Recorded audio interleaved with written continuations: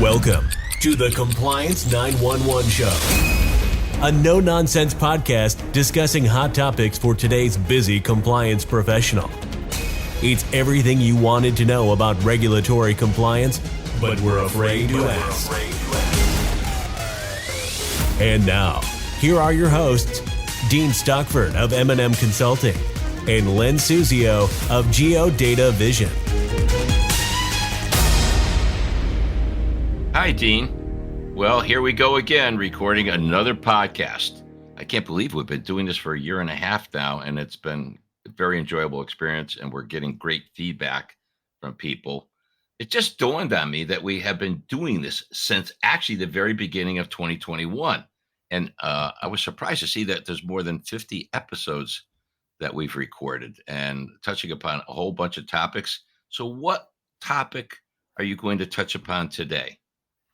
Hi, Len, and yes, that is a milestone, and I look forward to many more. I enjoy our dialogue on the various topics. So let's get back to what's on tap, as you just requested. I'm going to take people back today to what we call the ERM Basics. Not a lengthy podcast by any stretch of the imagination, but with the stepped up enforcement by regulators on a myriad of compliance topics, the bank failure issues that we've been seeing in the news, all of the emphasis relative to climate risk and ESG, and I hate to say the political pressures, all of this is going to put or place additional pressure on enterprise risk management overall. Well, Dean, I wholeheartedly agree that ERM is definitely going to be high up on every regulator's list, especially with the newer risks resulting from like ESG and climate risk and the evolving expectations relative to those issues. And that's not to mention the recent big changes under Dodd-Frank, Section 1071. ERM is definitely going to be under the microscope. So I think you picked a timely topic for today. I totally agree. And in my opinion, all regulatory eyes are focused on enterprise risk management. And executives at financial institutions can expect robust ERM exams this year and into 2024. There's no tea leaves required for this one. Well, Dean, doesn't every financial institution have an ERM? Yeah, it's a great question, but the answer is yes. But there are different versions depending on many factors.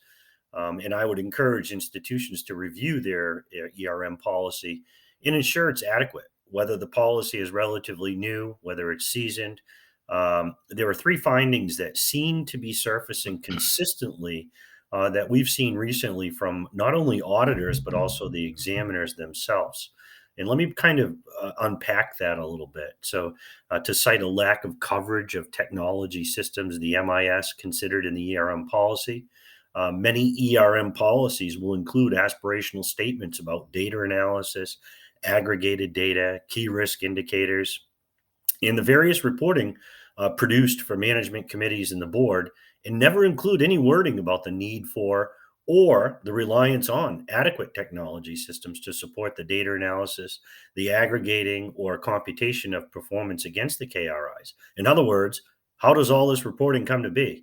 And then you got to test, obviously, the integrity of the information. The discussion of technology systems in an ERM policy should include the requirement for data and technology structure that supports the institution's reporting needs, along with the need to understand where this data is, how to capture it, and how to aggregate it. And it kind of reminds me a little bit of, when you talk about CRA in the CRA context. Also, the second part is to, the lack of coverage for the strategic plan.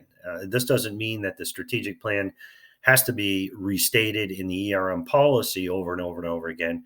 But since the discipline of practicing ERM is to ensure that the financial institution meets its strategic goals and objectives, this relationship to the strategic plan should be mentioned at the beginning of the ERM policy. And again, hook, line, and sinker, tone at the top, all the way down through.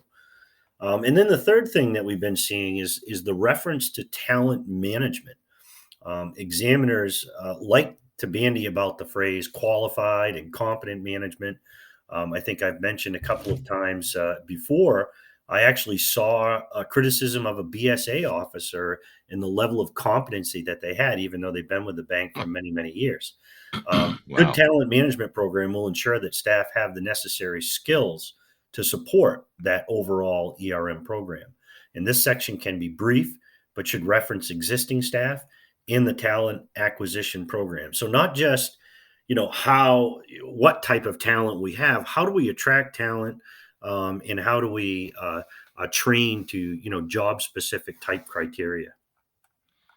Well, that seems pretty straightforward. You mentioned you broke it down into three specific segments or topics. So, what do you recommend for the audience, Dean? Well, we don't have time to go over everything, obviously, when we talk about ERM, but the inclusion of the information that I just discussed could eliminate a potential finding or findings in the future. So I encourage risk managers and senior management to review policies for gaps and incorporate what I said previously. The things that we're seeing, Len, is there seems to be a detachment. Everybody gets busy, and they're focused or they hone in on one specific area. Lately, I've been hearing a lot about compliance management systems. Well, that's all great, and I'm very encouraged by that. But then, how does that play into their overall enterprise risk management? If you have multitude of divisions, if you have other subsidiaries, are those doing, are those part of that compliance management system or part of your overall enterprise risk program? So, Hmm. I think these basics or these reminders are certainly helpful to clients to identify those types of gaps before the regulators come in and nail you on the three things that I just talked about. Well, Dean, I love it when you break it down and make it simple, basically. And breaking this down into three major areas, I think helps people digest the message that you're conveying, which is really critical. ERM is definitely a growing importance in the regulatory community, and bankers are going to see more and more of that in their forthcoming exams. So this has been a great and timely topic, and I'm certain our audience appreciates all your suggestions. This is Len Suzio from Geodata Vision. And this is Dean Stockford from M&M Consulting saying thank you for listening to today's topic. Please let us know of any additional topics you'd like to hear in future episodes. Thanks for listening to the Compliance 911 Show. If you like the podcast, be sure to subscribe so you don't miss an episode. While you're at it, please give us a like and review to help others find the show. As always, links are in the show notes, and you can always find us online at compliance911show.com. Follow M&M Consulting and Geodata Vision on LinkedIn for all the latest news and information on compliance hot topics.